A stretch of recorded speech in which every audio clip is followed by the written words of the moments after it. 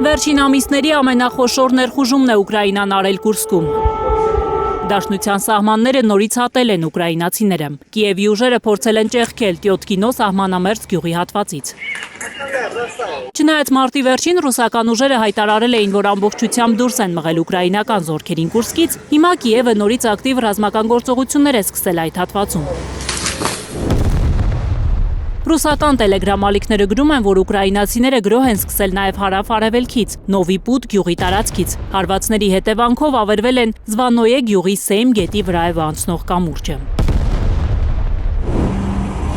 Կուրսկի նահանգապետի պաշտոնակատար Ալեքսանդր Խինշտեյնը 3 զոհի մասին է հայտարարել։ Նրանք հավանաբար զոհվել են ԱԹՍ-ների հարձակման ժամանակ։ Ոչ պաշտոնական տեղեկություններով 2 մարդ է մահացել Բոլովսկի շրջանի Շչեգոլեկ գյուղի մոտակայքում, մեկը Գլուշկովսկի շրջանի Զվանոյե գյուղում։ Ուկրաինական ԱԹՍ-ներ են կեսգիշերից հետո պտտվել Մոսկվայի շրջանում։ Ռուսաստանի պաշտպանության նախարարությունը վերջին 24 ժամում 36 ԱԹՍ է ոչնչացրել, միայն 4-ը Մոսկվայի ուղղությամբ թռչող։ Պոդոլսկի շրջանում անօդաչուի ինքնելու հետևանքով մի քանի բնակելի տուն ու ավտոմեքենա է վնասվել։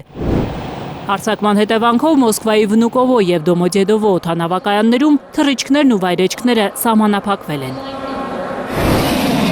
Գերլարված է իրավիճակը ռուս-ուկրաինական ճակատում։ Ռուսները հարվածել են Սումիի մարզի Կոնոտոպ քաղաքին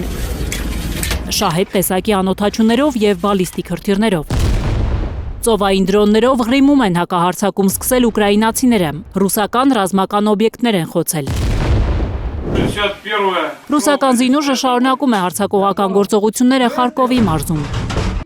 Կուպյանսկի ուղղությամբ ռուսները որոշակի առաջխաղացում ունեն։ Պոկրովսկի ուղղությամբ վերջին շաբաթվա ընթացքում ավելի քան 1500 ռուսական գրոհ է եղել։ Հարձակողական գործողություններ դաշնությունը շարունակում է Սումիի մարզի հյուսիսում,